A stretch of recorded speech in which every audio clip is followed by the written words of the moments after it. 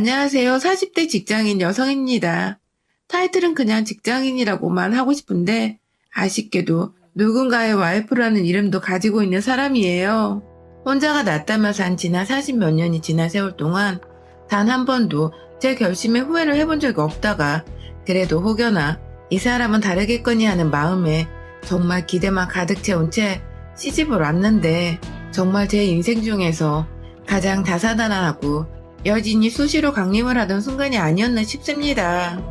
저희 남편은 집안의 장손이에요. 꼭 쥐뿔도 없는 것들이 집안에 조상타령하면서 계족부 들고 있고 제사는 큼지막히 지내고 그러잖아요. 딱 그런 집구석의 장남이었습니다. 동네 읍내에서 가장 큰 집이라고 소문이 났으나 저택을 짓고 살아서 큰 집이라 부르는 게 아니라 그냥 그 촌동네에서 가장 장손 되시는 할아버지와 맏며느리가 되시는 할머니의 자식들이라는 이유만으로 큰 집이라고 불리웠던 거예요. 그리고 그 소리는 곧 계족부를 이어서 보관해야 할 장손이 그리고 그 많은 제사를 동네 사람들 다 불러다가 해야 하는 맏며느리가 그 집안에서 나온다는 소리기도 했고요. 남편은 아주 어릴 적부터 자기 엄마가 친족으로 엮인 온 동네 사람들이 모인 한가운데서 제사를 지내고 하루 종일 손님상 폈다 뺐다 하는 그 꼴을 다 보고 자랐을 겁니다. 저희 시어머니가 굉장히 욕을 찰지게 하시고 시아버지께 할 말 못할 말 가려대지 않고 불만이 있으면 네가 하라며 어디서 배우셨는지 가운데 손가락을 들쳐 올리고 엿을 날리시는 분이신데요. 남편은 분명 그렇게 제사만 끝나고 나면 자기 엄마가 넋이 나가는 것도 아빠한테 불만이란 불만이 죄에다 쌓여서 언제 터질지 모른다는 것도 그리고 그런 꼴들을 매일 보며 이 짓은 정말 여자한테 힘들고 괴롭고 공평하지 못한 짓이라는 것도 분명 알고 있었을 것입니다. 시어머니가 저와 남편을 둘이 앉혀놓고서 한풀이를 하셨던 것만 해도 결혼한 지 2년째 되는 지금 벌써 10손가락이 진작 넘어섰기 때문이죠. 며느리 앞에서도 신세한탄 하시면서 힘들다고 죽고 싶다 목 놓아 부르시던 분이신데 자신만 딸랑이던 앞에서는 오죽하셨을까요? 하지만 우리 남편은 저와 결혼하기 전 그러니까 우리가 서로 좋아 죽겠다고 사귀고 있던 시절에 이런 집안 얘기에 대해서는 단 한마디도 저한테 꺼내질 않았었어요. 결혼 얘기가 오고 가던 때에도 제가 혹시나 하는 마음에 요즘 사람들은 남의 집 조상 모시려는 거 껄끄럽다 면서 미리 제사가 있으면 알려주기라도 하고 마음의 준비나 결혼에 대해서 생각을 해볼 시간을 달라고 분명 누누이 말을 미리 했었는데도 불구하고 이 새끼는 단 한마디를 해주지 않았었습니다. 저야 뭐 남자가 딱히 집안일과 제사에 대해 모른다고만 하고 무슨 말을 안 해주니까 정말로 제사를 지내본 적이 없어서 모르는 것인가도 싶고 이 자식이 한 번은 자기가 성당에 다닌다고 자기 부모님도 다 같이 성당에 몇 번 가신 적이 있다는 말도 했었기 때문에 저는 종교적인 이유만으로도 이 집은 제사 자체를 지내지 않는 집이라고 당연히 생각을 했습니다. 위로 누나가 둘이 있다고 하는데 누나들하고도 막내가 잘 없을 뿐더러 서로 바쁘게 사느라고 얼굴 보고 살 기회가 적다고만 해서 전 이상하다고 생각을 하긴 했으나 정말로 형님 될 분들이 딱히 동생과 각별하게 지내는 사이는 아니라고 생각을 했습니다. 저도 남동생이 하나 있고 동생이 워낙 막내라 그런지 애교도 많고 해서 제가 부모님 없을 때 많이 돌보고 살았는데 저한테는 커서 서로가 바빠졌더라도 굉장히 각별하고 또 마음이 가는 남매거든요. 얘가 여자친구가 생겼다고 하면 뭐라도 돈이라도 쥐어줘서 맛있는 거 사 먹으라고 하고 동생이 결혼할 적에는 올게 소원 들어준다고 하와이로 신혼여행도 제가 사비터로 보내줬습니다. 그땐 제가 결혼할 생각이 없었기도 했었고 그냥 필요 이상인 건 알지만 제 마음이 돈이 얼마가 들든 말든 그냥 해주고 싶었어요. 제 동생이고 동생이 사랑한다는 여자인데 그 정도는 경제적 여유가 있으니 별로 손해볼 일도 아니라 생각을 했었죠.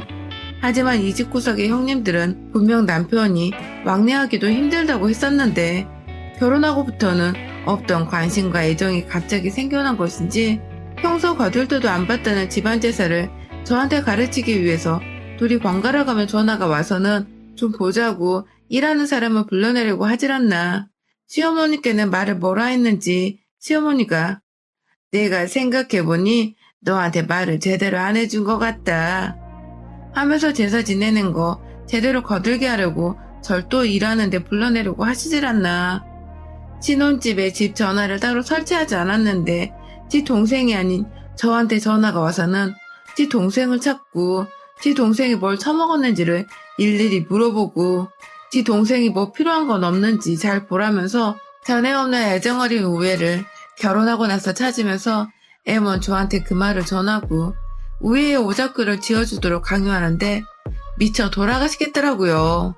그나마 시어머니는 제사 지내고 이 집안에서 맏며느리로 살아가는 게 힘든 걸 아니까 시누이들 등살에 밀려 전화를 하면 그때뿐이고 자기 죽기 전에 이 말도 안 되는 제사를 모조리 없애고 갈 거라며 제 앞에서 몇 번 씩씩거리기도 하셨었는데 시누이들은 얼굴도 안 보이는데 주기적으로 전화를 해서는 사람 피말리고 귀찮고 연병 떨게 만드니까 제가 속이 뒤집히지 않을 수가 없었습니다.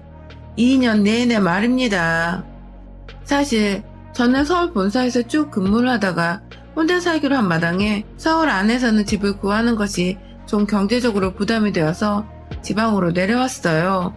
남들은 서울에서 직장을 구하려고 하는 걸 저는 지방 생산공장으로 반대로 지원을 해서는 지금 남편을 만나고 시댁이 가까이 있는 이 지역에서 살고 있습니다.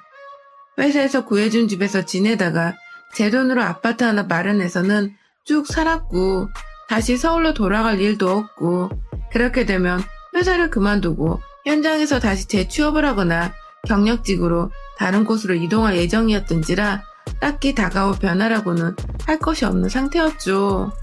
그런 와중에 남편을 건너 알게 되었고 남편의 대시로 싱글라이프를 꿈꾸던 상태에서 연애를 무작정 시작했습니다.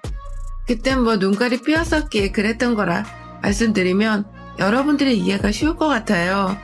연애를 할 적에 남편은 그래도 자기 일이 있는 사람이고 그 분야에서는 나름 알아주는 젊은 노동자였고 하나같이 주변 사람들의 평판이 나쁘지가 않았습니다. 그런 점이 오랫동안 혼자 했던 제가 결혼을 결심하는데 나름 큰 부분을 차지하기도 했었죠. 남들이 인정한 성실하고 반듯한 남자라는 사실이 제게는 결혼이란 위험을 부담하고 이 남자와 살렸는데 나름의 건강하다는 건강검진 증명서 같은 것이었거든요. 하지만 그렇게 나름대로 따지고 들면서 한 늦은 결혼이었는데 이렇게 전후가 다를 줄이야 정말 상상 이상이었습니다. 제가 제 자가집이 있다고 했잖아요. 그걸 연애 때부터 남편이 알고 있었는데 결혼을 할 적에는 그 집에서 신혼집을 차리자고 하더라고요. 저야 뭐 싫은 건 아니지만 그럼 남편은 결혼을 하기 위해 뭘 준비해오는지 하도 당당하게 제 집을 요구하길래 남편한테도 뭘 들고 오냐고 물어봤더니 자기 사랑 일 앞디다. 이 갓나 새끼가 진짜. 제가 정색을 하자 그 소리를 금방 집어치웠지만 실제 남편은 저보다 나이도 3살이 많은 사람이 사회 경력으로 따지면 저랑 비슷한데 모아놓은 돈이 정말 몇 푼 안 되는 건지 옆 동네 부산까지 가서는 이케아에서 살림 가구를 사왔습니다. 그나마도 지네 누나들이 가서 사오라고 했다면서 누나들이 살림은 으뜸이라고 누나 칭찬하는데 와 진짜 뭐 이런 놈이랑 내가 결혼한다고 했나 싶어서 순간 후회막심이더라고요. 그 와중에 형님들은 결혼하고 나서도 꼭 저한테 전화로 내가 꾸며준 집 보고 싶다 얼른 이지랄을 하면서 겨우 이케아에서 가구 싸게 사는 법만 가르쳐 줬으면서 자기들이 꾸몄다며 제 명의의 제 집을 보고 싶다는 헛소리를 해댔고요. 실제로 큰형님은 부모님 둘 중 한 분 돌아가셔서 혼자 사시기 울적하시게 되면 저희 집에 모시고 살라며 아직 돌아가시지도 않은 시부모 방 하나를 제 집안에 만들어 놓으라고까지 하더군요. 지가 뭔데 내 집에 내 피 한 방울 안 섞인 지들 부모방을 만들어 놓으라 말을 하는지 제가 이때 제대로 정신을 차렸어야 했는데 말이죠. 그래도 작년 한 해 코로나 때문에 사람들 모이는 게 위험하다고 매일같이 정부에서 뉴스로 말을 해주니까 한동안 형님들을 포함해 시댁 식구들을 만날 일이 없었습니다. 코로나 터지기 전에 하도 직구경을 하고 싶다고 해서 초대를 하고 싶었지만 해준 게 아무것도 없으면서 결혼 한 달 만에 제사에 시달리고 형님들 전화에 시달리게 한 게 너무 열받더라고요. 그래서 시댁 식구들한테 저 혼자 퇴근하고 고생해서 혼자 요리하기가 싫다며 남편한테 앞치마 씌우고 음식을 차리라고 했죠.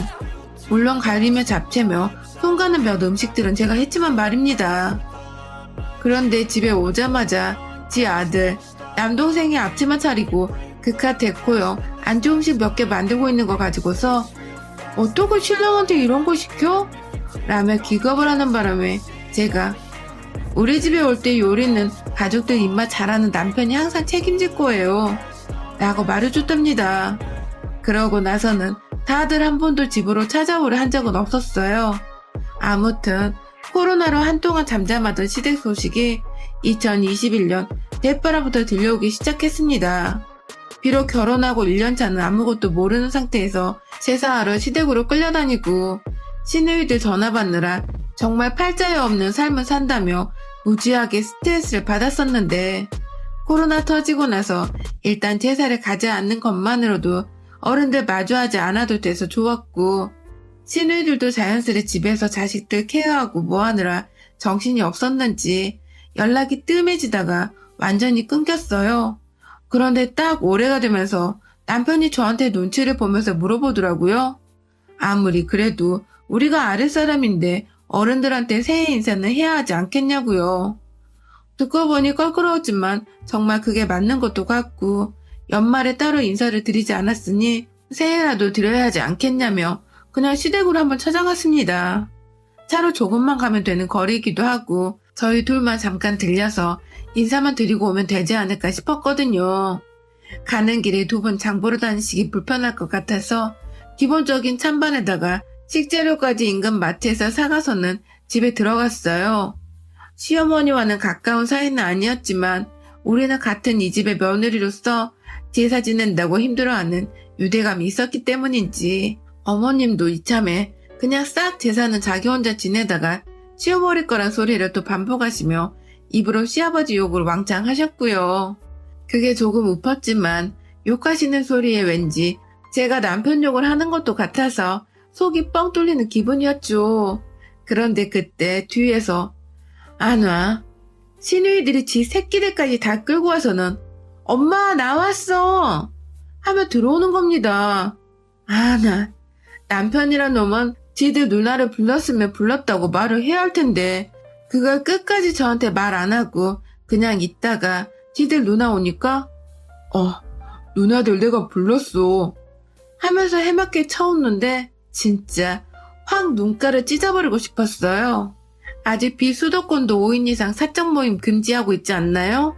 근데 남편은 자기가 엄마 집에 간다고 또 누나들한테 쪼르르 전화를 해서는 말했고 그렇다고 그 얘기를 듣고는 시누이들이 좋다고 또 해볼래하며 친정으로 온 겁니다.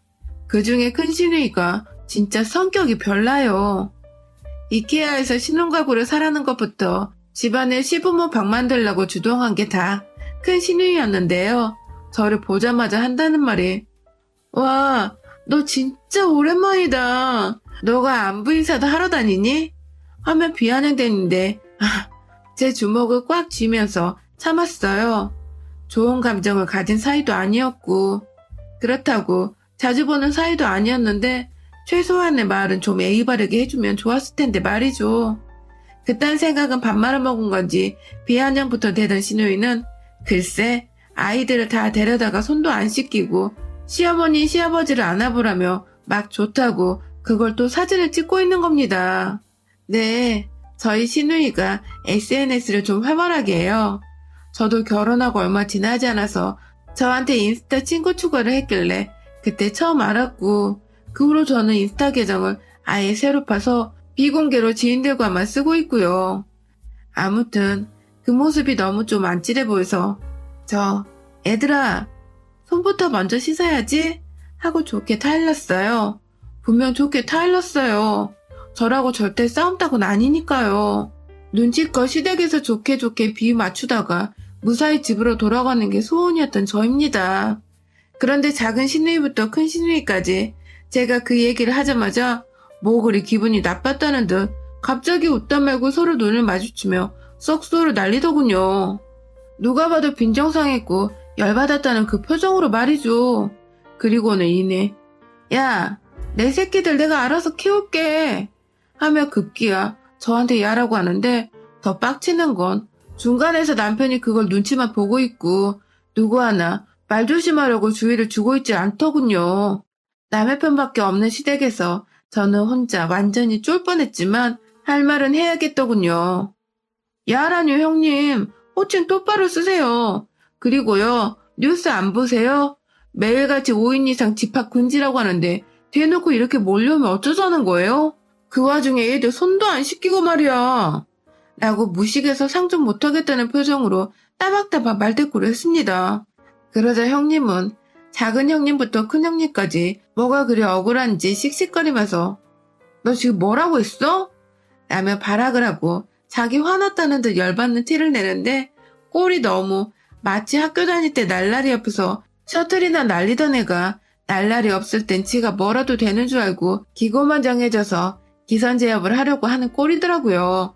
저야 뭐 학교 다닐 때부터 날라리도 아니었고 셔틀도 아니었지만 그런 애들 자체를 경멸하고 무시하려 했고 또 한심하다 못해 수제반 것들이라고 생각을 하며 살았던 사람인지라 결혼 초부터 지금까지 단 한 번도 저한테 윗사람으로서 모범을 보여준 적도 없고 마음 편하게 해준 적도 없는 신우이에게 머리를 조아릴 마음이 들지 않았어요. 그러자 큰 신우이가 그러더군요. 이래서 늑다리가 되어 결혼하겠다고 하는 여자애들을 거두면 안 돼. 다 하자 있는 것들이라 결혼을 못하다가 하는 건데 뭐. 제가 노처녀 때 남편 만나 뒤늦게 결혼한 거 가지고 하자가 있다고 하더니 급기야 옆에 있던 작은 신우이가 그걸 거들면서 막 쳐왔더니 언니 말 조심해. 그러다 우리 막내 또 집에서 요리하고 살림하고 개고생 당한다? 라더군요. 집에서 요리하고 살림하는 게 부부 사이에 공평한 일임에도 불구하고 개고생이라고 말하다니. 그럼 그 개고생을 같이 일하고 있고 집까지 마련해온 제가 하면 합당한 것이고 제 남동생이 하면 억울하고 불합리한 것이란 소리인 건지. 이것들이 누가 자매 안 일할까봐 한다는 짓거리들이 너무너무 열받더라고요. 그래서 소원대로 해줬습니다. 집 가서 지들 동생을 당장 개고생을 못 시키지만 시댁에서 개새끼로 만들어줄 수는 있었죠. 시부모님의 조카들, 시누이들이 다 지켜보던 그 거실 한복판에서 남편 새끼 목으로 날라차기를 해버렸습니다. 순식간에 제 발에 목젖을 강타당하고 아프다고 무릎을 찧어가면서까지 거실 바닥에 주저앉은 남편의 뒷대가리를 너 뭐하는 새끼가 네 마누라가 개소리 듣고 앉아있는데도 가만히 있어? 내 집에서 쫓겨나고 싶어? 하면서 소리를 꽥 지르니 다들 내 집에서 쫓겨난다는 그 소리가 유난히도 충격이었던지 어디 남편을 쫓아낸다고? 하면서 말까지 더듬으며 남편을 어찌 쫓아내냐고 막 훈계를 하더라고요. 소리를 지르거나 같이 욕할 줄 알았는데 지들도 지금 저희 부부가 사는 집이 제 명예인 거 알고 있어서 그런지 더 심한 말을 못하고 발만 동동 굴리더라고요. 차마 조카들이 보고 있는 와중에 지들 엄마를 때릴 수는 없어서 대표로 큰 신우의 멱살을 잡고는 벽으로 밀쳤어요.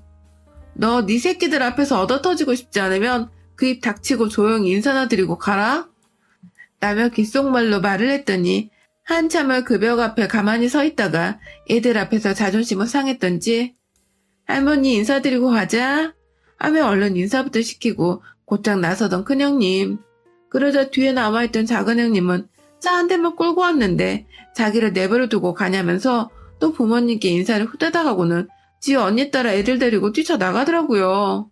이 모든 게 다 시누이들이 지네 부모님 인사드리겠다고 이 집에 들어온 지 20분 정도도 안 되어 일어난 일이었습니다. 시부모님 표정도 똥 씹은 표정인 것 마찬가지였고요. 그런 시부모님께 마지막으로 정중히 인사를 건네드리고는 남편도 내버려둔 채 혼자 차키 들고 집을 나왔어요. 알아서 저를 개새끼 마냥 졸래 따라오는 남편에게 난 얼마든지 다시 싱글로 살 수 있으니 니들 식구들 내 앞에서 지랄 한 번 더 떨었다간 그리고 너도 그 사이에서 가만히 방관만 하고 있었다가 니들 단체로 목 따버린다? 하면서 손으로 남편 목젖을 한 번 더 강타하려고 하자 남편은 오오오 하면서 오바에서는 몸을 움츠리고 저는 또 그게 웃기다며 차키를 건네주고는 뒷좌석에서 편하게 들어누워 창밖 구경하며 드라이브하다 집에 왔습니다. 유난히 기분이 상쾌하기도 창밖으로 지는 노을이 아름답고 운치 있었던 날이었어요. 우리 형님들은 그날